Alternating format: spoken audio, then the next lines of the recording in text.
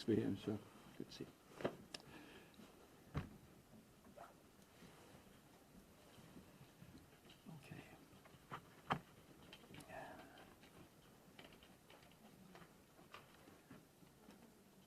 Well, good evening, everyone, and I really appreciate the coming out on a Saturday evening. Thank you to the media for coming out. We want to really continue to update as we get timely information on the issue, and as you know, there has been a data breach on the Rhode Island Bridges system maintained by Deloitte, and we're here today to talk directly to those people whose data may have been impacted, and walk them through steps they should take today to protect their personal data.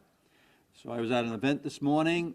A friend of mine that's in banking let me know that they stand ready to help us as communities around the state of Rhode Island have contacted not only myself but members of our team, which is great. But he said last night I went online and I protected my mom's data. I changed the password on her account, and I made sure that I went to all of the 3 credit services to do that protection. So you're going to hear more about what that looks like today. But I was prompted by that conversation that there are things that can be done right now in advance of when potentially something could happen. So based on our latest information we have, the data could be exposed in the near future, as early as this coming week, based on the information we currently have.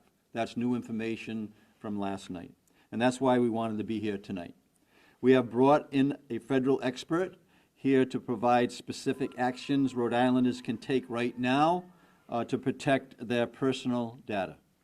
We believe that may include anyone who has been involved in Medicaid, SNAP, temporary assistance to needy families, child care assistance programs, Rhode Island Works, long-term services and supports, at-home cost care, and health insurance purchase through HealthSource Rhode Island. Michael Tatro, where's Mike? Yes. Cybersecurity Advisor at CISA, U.S. Department of Homeland Security, is here with us tonight. I had conversations earlier with all our potential contacts that will help us nationally. Congressman Langevin really thought that Mike should be the guy that is here to speak to this issue. So he will explain how identity theft works and ways you can protect your information. We know that this situation is alarming and it's stressful, and I can say that I did share some of the information after we had the press event last night with a family friend, and there was a lot of stress on that person's mind immediately, but I think that we can relieve some of that by the information that we'll provide this evening. Our team is continuing to work diligently on this issue. I can tell you that multiple meetings have happened over the last 24 hours. We have multiple meetings scheduled tomorrow with our delegation, congressional delegation, our municipal leaders, our general officers, and the list on my side of the fence, along with the General Assembly leadership, will all be brought up to speed in terms of where we are at that moment in time when we're talking to them. So, as a reminder, we've created a website where Rhode Islanders can find the latest information and security tips, and we've made the URL a little bit more user-friendly than it was last night because we had hashtags things. I saw you scrambling out there trying to figure out what it was. So right now it's going to be cyberalert.ri.gov. cyberalert.ri.gov. And that will be the site until further notice that people can go to and get up-to-date information, and we'll be providing that on an hourly basis, which I think is important for us to be really up-to-date. This is not a daily issue right now. This is an hourly issue. So now I'll turn it over to our State Chief Digital Officer, Information Officer, Brian Tata, who can kind of fill in some of the things that have happened over the last 24 hours. Brian, thank you. Thank you, Governor. Good evening. In light of the ongoing incident and the increase in cybersecurity threats we are experiencing together in almost every aspect of our daily lives, we've called upon one of our federal partners, the Cybersecurity and Infrastructure Security Agency, or CISA, to share some best practices that we can execute immediately to protect ourselves online from cyber criminals. The Cybersecurity Infrastructure Security Agency was founded in 2007 within the United States Department of Homeland Security. with a mission to understand, manage, and reduce risks to our cyber and physical infrastructure. Each state was assigned a cybersecurity advisor, and Rhode Island's advisor is here with us today, Michael Tatro. Michael has over 30 years of IT and cybersecurity experience in various roles, including 18 years as the IT director for the Rhode Island Army National Guard, immediately prior to taking his current role. Michael holds a BS in Computer Information Systems, an MBA in Information Technology, an MS in Government Information Leadership, and an MS in Strategic Studies, as well as numerous professional cybersecurity certifications. Mike? Thank you, Brian, and good evening, everybody. It's good to be here. Thank you, Governor. Just tonight, I want to talk a few points about this thing, identity theft, that we've been hearing a lot about, and what actually has happened when we say there's been a data breach of our information through this incident this week. In the world we live in now, everything is very electronic.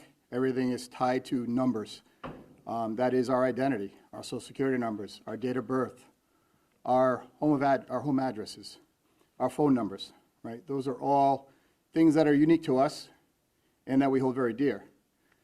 And those are also used in many of these online services and systems that we use today, whether it's from the services you receive from the state of Rhode Island, whether it's bank accounts, credit cards, or anything else that you do where they have to know who you are and to identify yourself.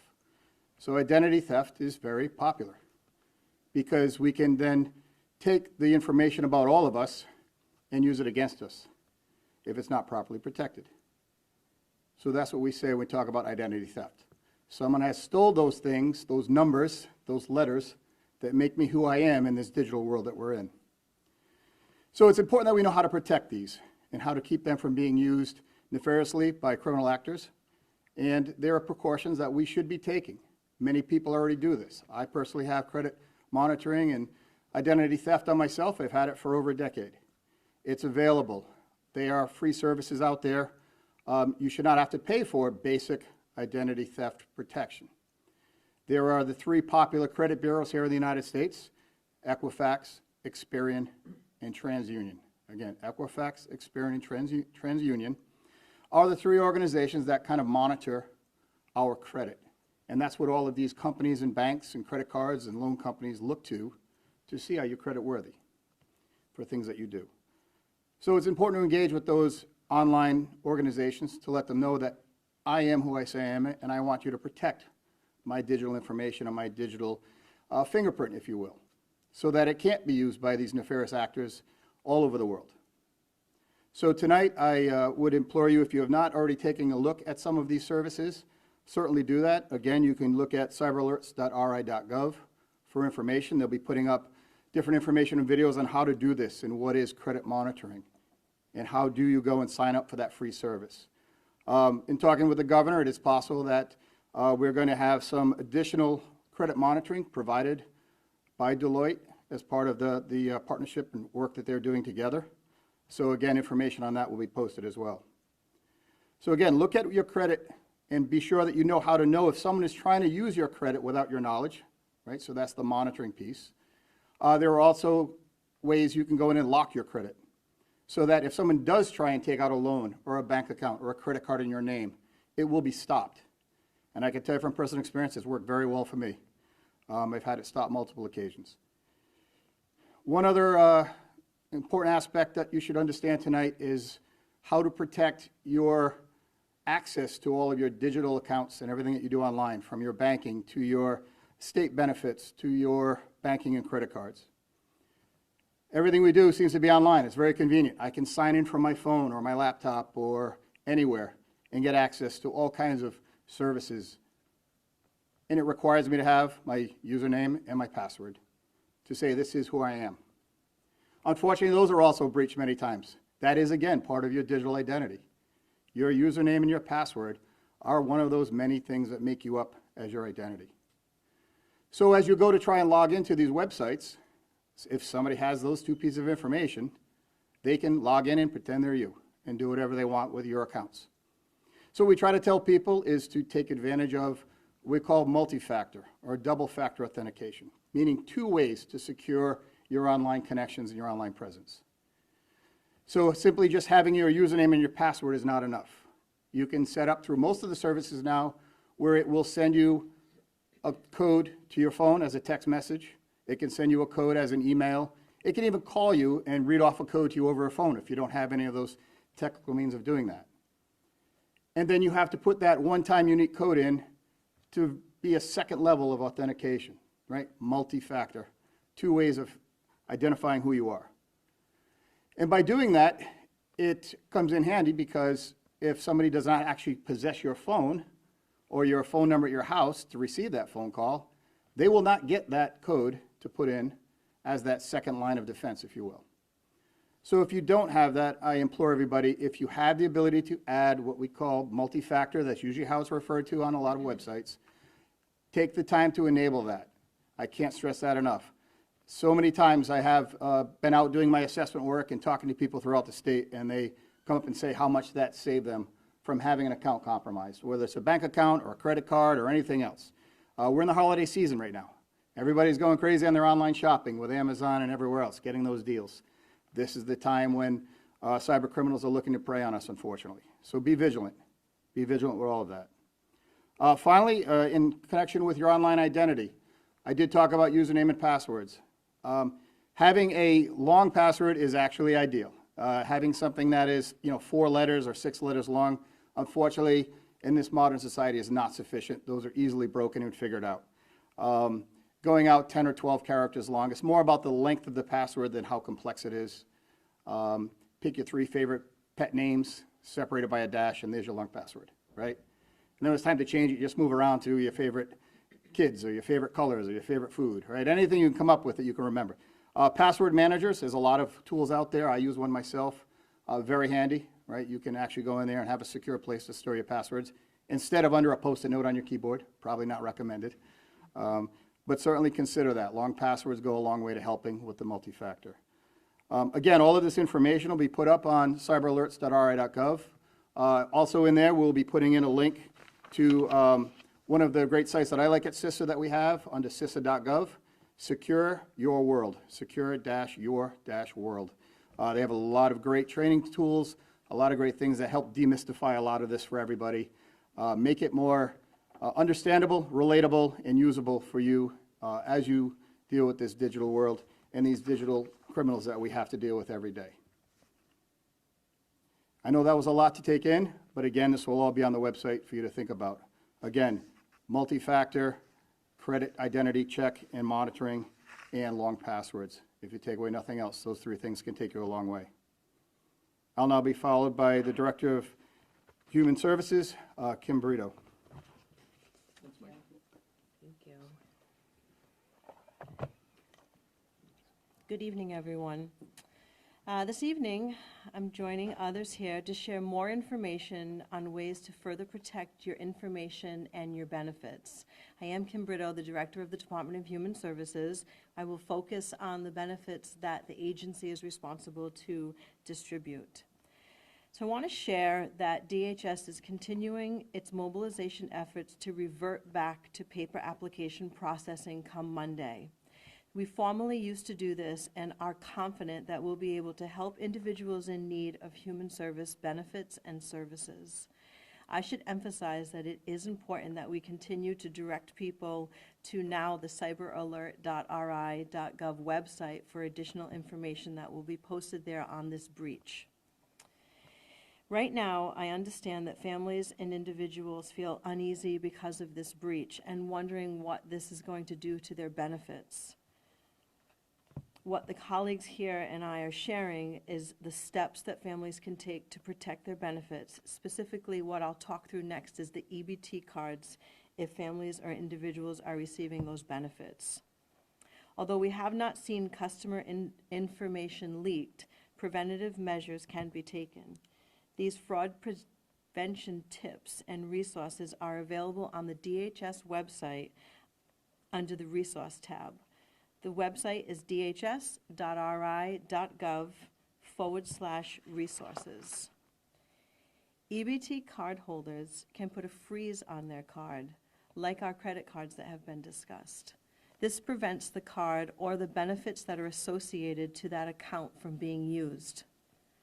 The steps involved in freezing an EBT card involve going to the EBT Edge cardholder portal, selecting the account in Account Summary, and finally selecting Freeze the Card, the option to do that.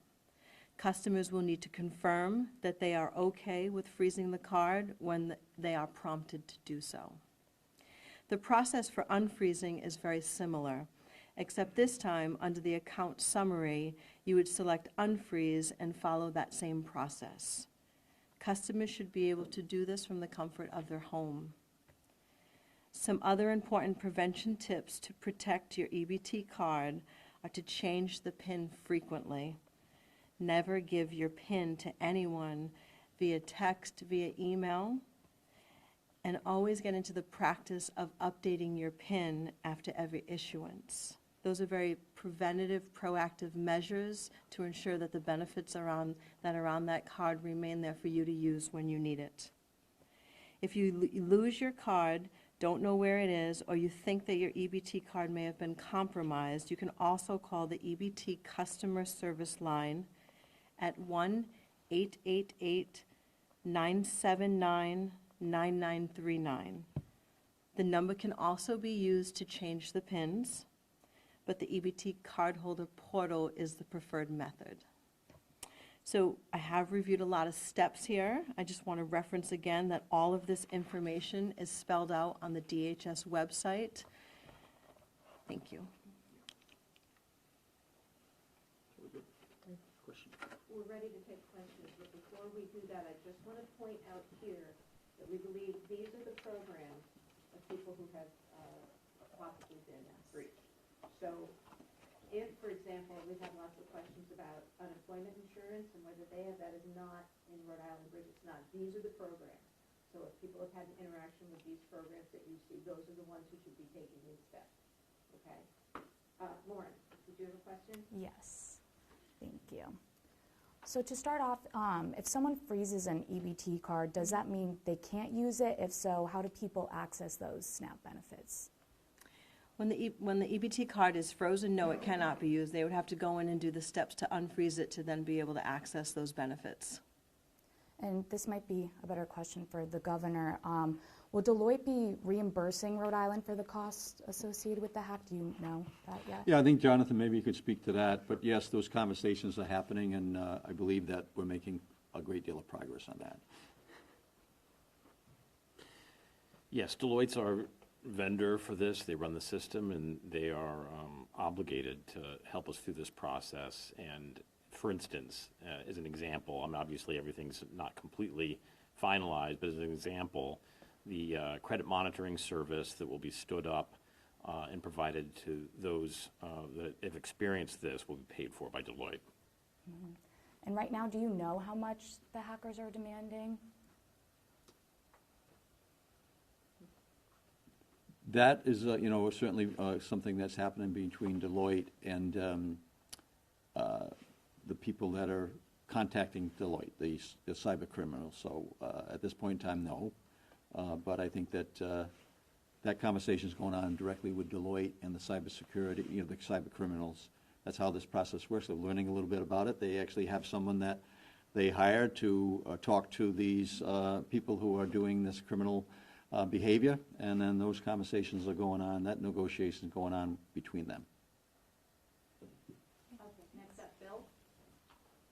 Governor, if you could clarify the org chart and who's in charge here. We've got your administration, federal officials, obviously the private sector involved. Who's in charge of this operation? Well, right now I am, right? So everything flows with me, and then everybody has a different role. And that's why I've been reaching out today, making sure I'm setting up meetings with our congressional delegation, or our general offices, or our municipal leaders. So that will just extend, and that's why we've met, I think, maybe 3 times today, and I think some of the people here have met more than 3 times today.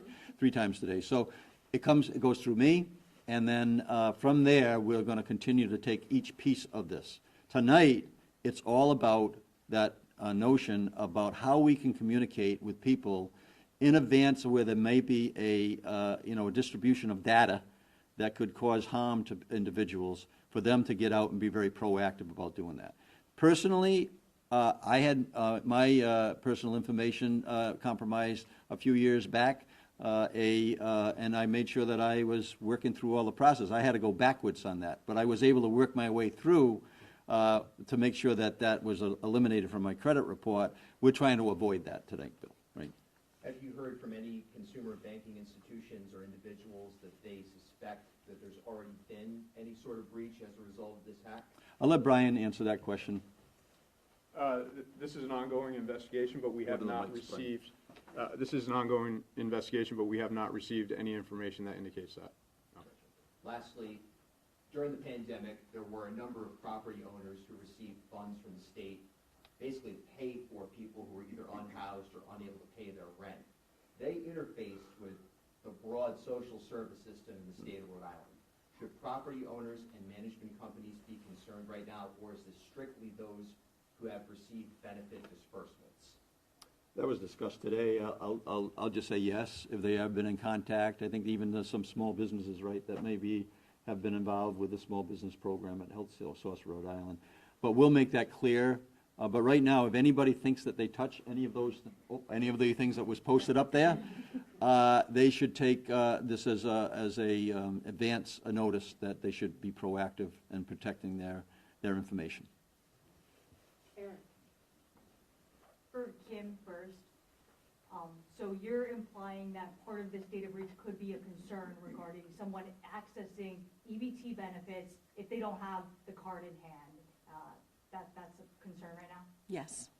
What about, I know the December benefits have been distributed, and you guys say, hopefully if things track out, January will be fixed, but what happens if, we're taking the precautions, we're freezing the card, January 1st comes around, and we really need the money for groceries, what happens then?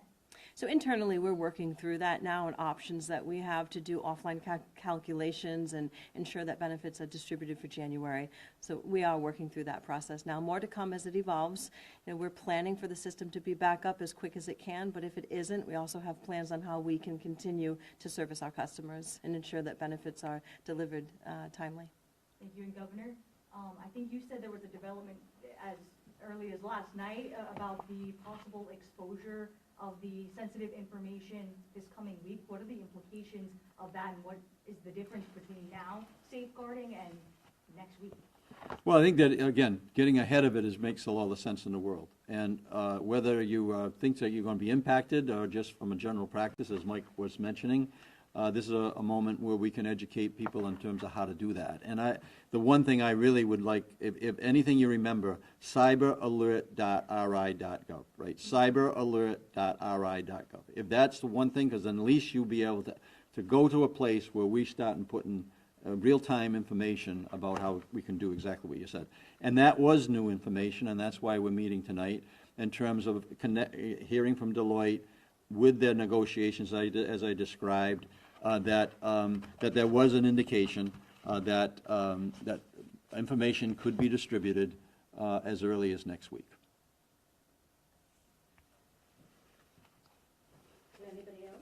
Isn't that you with one more follow-up? No? Quickly, is there a date certain for when whoever these cyber hackers are have said, hey, our demands need to be met by this date at this time, or something will happen? Are you working against a particular clock right now? It's a moving target, Bill, right? So as you're going through all these dates, as you're leading up to the point where last night we announced that we shut down the system, took a couple hours to do it. Again, thank you to those news sources that might have been able to have that story a little quicker, because that would have put a lot of people in a very difficult spot, right? So it's a moving target. All I can say right now that early next week it could happen.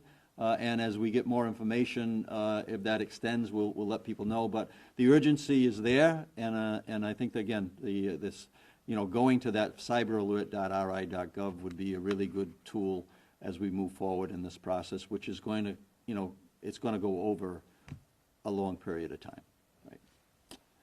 Anything else? And thank you for the state police being here. As you asked the question about who is.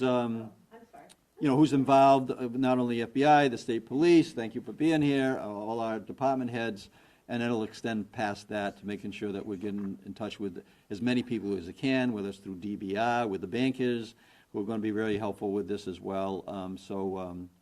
I think that I'll take, is there another question that's coming? Oh, yeah. Has there been any progress in cracking down on these hackers? Has there been progress? Yeah. I'll let Brian answer that question as well. Again, this is an ongoing investigation, but we continue to make progress hour over hour. I have one more question. So is the decision whether or not to pay the ransom Deloitte's or the state's? I'll let Jonathan handle that. Deloitte, in consultation with law enforcement, will make that decision, and in consultation with us, I don't foresee a decision around that doesn't that doesn't violate discussions with our federal partners. And then just to reiterate, this isn't impacting people who've applied for unemployment, TDI, TCI at all. Can you confirm that? Can you speak to look, yes, and I'll hand it off to anybody who wants Just to is there have any that. possibility? We're trying to tell you that as far as this expands, we've had calls with all our cabinet members today, and the question has been asked, I was on the call with the treasurer today, right? Is my information being no. So we can say no at this point in time. It's constrained to the areas that we posted and that we've made public here tonight. All right, thank you Just very to be much. clear, though, everybody. that if Deloitte is ultimately making the decision as to whether or not to pay a ransom, I think the org chart here is very important for people to understand. If the administration is leading the operation, wouldn't it be your decision as to whether or not a ransom is paid? Well, and I'll let Jonathan answer that. Yes, we certainly are going to know, but I can tell you, based on what I'm hearing, the negotiations are happening between Deloitte's, company that they've hired in to do the negotiations, and that's the extent of it. But we're being notified on the progress on it, and ultimately, it does end up with that decision with me. Okay, we good? All right, we're Okay, good. Thank you, thanks. everybody, Thanks. appreciate it. Thanks, John.